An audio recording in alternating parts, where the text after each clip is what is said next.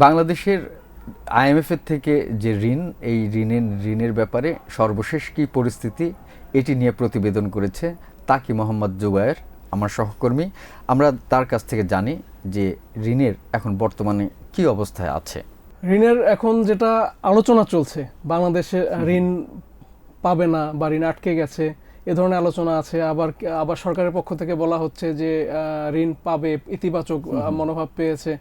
আসলে এখানে সবাই সবার দিক থেকে আসলে একটা ওয়ান সাইডেড বক্তব্য দিচ্ছে আমাদের কাছে, যেটা মনে হচ্ছে। এবং আমরা সংশ্লিষ্টদের সাথে কথা বলেছি, একাধিক ব্যক্তি যারা এই কার্যক্রমের সাথে জড়িত, এই মিটিংগুলোর সাথে জড়িত, জানেন যে 13 তারিখ থেকে আইএমএফ ওয়াশিংটনে মিটিং শুরু হয়েছে, আইএমএফ এবং ওয়ার্ল্ড ব্যাংকের স্প্রিং মিটিং। এবং ওই মিটিংয়ের সাইডলাইনে 14 থেকে 17 তারিখ বাংলাদেশের সাথে আইএমএফের এবং তাদের যে পার্টনার যে আরও যে বিশ্ব সংস্থাগুলো আছে, ওয়ার্ল্ড ব্যাংক, এডিবি, জাইকা, তাদের সঙ্গে প্রায় 5টির বেশি মিটিং হয়েছে, 5টি মিটিং হয়েছে বাংলাদেশের সঙ্গে। এবং এই মিটিংয়ে বাংলাদেশের যে মূল বিষয় ছিল আইএমএফের সাথে, সেটা হলো বাংলাদেশ একটা ঋণ প্যাকেজের মধ্যে আছে, আপনি জানেন 5.5 বিলিয়নের। এবং এই ঋণ প্যাকেজের একটা কিস্তি, পঞ্চম কিস্তি পাওয়ার কথা ছিল গত ডিসেম্বরে, এবং ওই কিস্তিটা ওই সময় আইএমএফ দেয়নি, বলেছিল তারা একটা নির্বাচিত সরকারের সাথে আলোচনা সাপেক্ষে কথা বলে তারা ঋণ প্যাকেজে বা এই ট্রেন্সটা বা এই কিস্তিটা ছাড় করতে চায়। এর মধ্যে জানেন যে জুনে আর একটা কিস্তি চলে আসবে, অর্থাৎ হলো জুন পর্যন্ত আমাদের 2টা কিস্তি ডিউ হয়ে যাবে। তাহলে মূলত 2টা কিস্তি নিয়ে কথা বলার জন্যই বাংলাদেশ প্রতিনিধি দল ওখানে সাইডলাইনে আলোচনা করেছেন।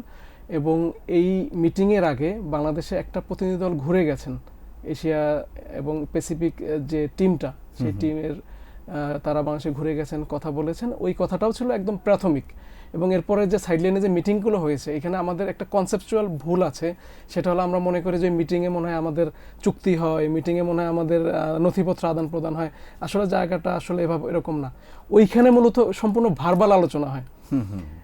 এই ওয়াশিংটনে যে মিটিংগুলো হয় সাইডলাইনে, এই মিটিংগুলো সম্পূর্ণ ভার্বাল আলোচনা হয়। বাংলাদেশের অবস্থান তুলে ধরে, ডিমান্ড তুলে ধরে।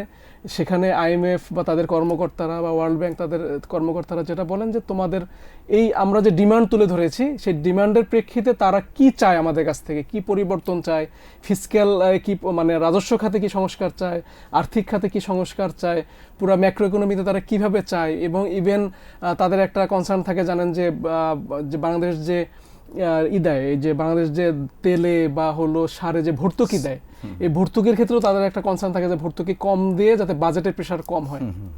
ঠিক আছে, তারা এই প্ল্যানগুলো তারা শুনতে চায় এবং শোনার পরে তারা তাদের কি চায় সেটা তারা জানায়, মৌখিক কিন্তু সম্পূর্ণটা। এবং সেক্ষেত্রে এরপরে যেটা হয়, এরপরে বাংলাদেশ এই যে মৌখিক একটা নির্দেশনা হয়, এই যে নির্দেশনাটা একটা গাইডলাইন পেয়েছে, যে তারা একটা ধারণা নিছে, এর প্রেক্ষিতে বাংলাদেশ টিম যেটা করবে, এটার প্রেক্ষিতে তারা একটা গাইডলাইন, একটা নীতিমালা সাজাবে বা একটা প্রস্তাবনা তৈরি করবে। আইএমএফ কখনোই মানে লিখিতভাবে শর্ত, আমরা যে বলি না যে আইএমএফ শর্ত দিয়েছে, আইএমএফ খুব কৌশলী ভূমিকা পালন করে। এবং আপনি যদি সুকৌশলী বলি এটা ভুল হবে না, তারা কৌশলী ভূমিকা পালন করে। তারা নিজেরা কখনো শর্ত উল্লেখ করে দেয় না যে তুমি আমি এটা করবে, এটা করবে, এটা করবে। তারা যে কান্ট্রিকে লোন দেয় সেই কান্ট্রিকে দিয়ে শর্ত তৈরি করায়। খুব মজার বিষয় এটা।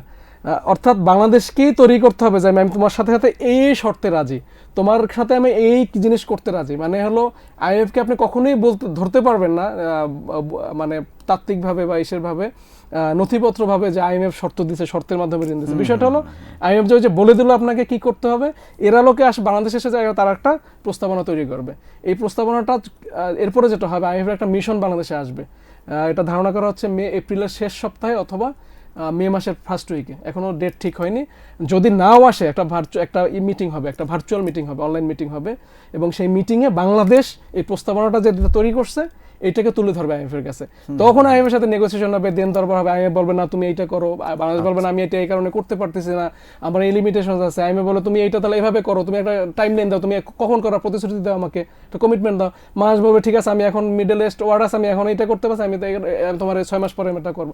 এইভাবে মূলত নেগোসিয়েশনটা হয়। এরপরে যেটা হয়, আমি পুরা দর্শকের জন্য পুরো জিনিসটা ক্লিয়ার করে দিচ্ছি। আরেকটা জিনিস যে আমরা শুনলাম যে মানে বাংলাদেশ আইএমএফ এর কাছ থেকে বাজেটারি একটা সাপোর্ট চেয়েছে, সেটা জি জি, বাজেটারি সাপোর্ট চেয়েছে তারা, দুইটা কিস্তি প্লাস হলো $3 বিলিয়ন একটা বাজেটারি সাপোর্ট চেয়েছে। ওখান থেকে তারা চেয়েছে যে বাংলাদেশ এখন $3.2 বিলিয়ন বাজেট সাপোর্ট এই অর্থ বছরের জন্য খুঁজতেছে তাদের যে ডেভেলপমেন্ট পার্টনার গ্লোবাল মাল্টিন্যাশনাল যে লেন্ডার তাদের কাছ থেকে। এর মধ্যে ওয়ার্ল্ড ব্যাংক, IMF ওয়ার্ল্ড ব্যাংকের কাছে $2 বিলিয়ন চেয়েছে বাংলাদেশ। এখন এই যে বিষয়টা মানে বাজেট সাপোর্ট এবং আপনার দুইটা কিস্তি, পুরো বিষয়টা নির্ভর করবে হলো IMF যে শর্ত, যে প্রস্তাবনাগুলো বাংলাদেশের কাছে চেয়েছে। কি কি প্রস্তাবনা চেয়েছে? রাজস্ব খাতে সংস্কার। রাজস্ব খাতে সংস্কারের একটা বড় বিষয় হলো রাজস্ব ঘাটতি। বাংলাদেশের ট্যাক্স জিডিপি রেশিও জানেন পুরো ওয়ার্ল্ডের মধ্যে সর্বনিম্ন, অথবা সাউথ এশিয়ার মধ্যে সর্বনিম্ন। তারা এটা খুব মেনশন, খুব এটাকে সাউথ এশিয়ার মধ্যে বাড়াতে বলেছে। পাশাপাশি হলো আরেকটা বিষয় ছিল যে রাজস্ব খাতকে দুইটা ভাগ করা, এটা কিন্তু IMF এর একটা পরামর্শের মাধ্যমে করা হয়েছিল। ওটাই কিন্তু আবার একত্রিত করে ফেলা হয়েছে, ওই সংস্কারটা হয়নি। পাশাপাশি সেন্ট্রাল ব্যাংকের তারা স্বায়ত্তশাসনের কথা বলেছিল। পাশাপাশি ব্যাংক খাতের সংস্কারের জন্য তারা কিছু কথা বলেছিল, যেমন হলো কিছু ব্যাংক রেজুলেশন করার কথা বলেছিল, ঠিক আছে। তারপর তারা হলো যে ভর্তুকিটা কমিয়ে আনতে বলেছিল। এখন দেখেন এই যে মধ্যপ্রাচ্য পরিস্থিতির কারণে গভর্নমেন্ট জনদুর্ভোগের কথা চিন্তা করে কিন্তু ভর্তুকি বাড়িয়েছে, অনেক ভর্তুকি দিয়েছে। এবং এই ভর্তুকি যাতে ইনফ্লেশন না হয়, মানুষের কষ্ট না হয়, সেটা যেটা ভর্তুকি দিতে গিয়ে যে তেলের দাম বেড়ে যাওয়ায়, সারের দাম বেড়ে যাওয়ায় প্রায় $2.6 বিলিয়ন কিন্তু বাংলাদেশকে বাড়তি ভর্তুকি দিতে হচ্ছে বাংলাদেশ সরকারকে এই ফিসক্যাল ইয়ারেই, মানে জুনের মধ্যে। এই যে IMF সবসময় চাবে যে ভর্তুকি কম দিয়ে সরকারের বাজেটের উপরে চাপটা কম পড়ুক, ঠিক আছে। তাহলে এই প্রস্তাবনাগুলো বাংলাদেশ তৈরি করবে, তারা আসবে, কথা বলবে, কথা বলার পরে এই টিমটা যাওয়ার আগে যদি সন্তুষ্ট করতে পারে বাংলাদেশ, তখন কি হবে? তখন হবে একটা স্টাফ লেভেল এগ্রিমেন্ট হবে, SLA বলে এটাকে। স্টাফ লেভেল এগ্রিমেন্টটায় যখন হয়ে যাবে তখন আপনি ধরে নিতে পারেন যে IMF ওকে বাংলাদেশ লোন পাচ্ছে। যদি দুইটাই স্টাফ লেভেল এগ্রিমেন্ট হয়, বাজেটারি সাপোর্ট প্লাস হলো এই যে দুইটা কিস্তি, দুইটাই পাচ্ছে। যদি একটা হয় তাহলে একটা পাবে, বা যদি বাজেটারি সাপোর্টার হয় তাহলে বাজেটারি সাপোর্ট পাবে, তাহলে আর এটা দুইটা কিস্তি এখন পাচ্ছে না, পরে পাবে। এরপরে IMF গিয়ে ওখানে গিয়ে তাদের বোর্ডে এটা উপস্থাপন করবে। বোর্ড যদি পাশ করে তাহলে জুনের মধ্যে হয়তো বাংলাদেশ লোন পাবে, আর যদি পাশ না করে তাহলে বাংলাদেশ আর পাচ্ছে না।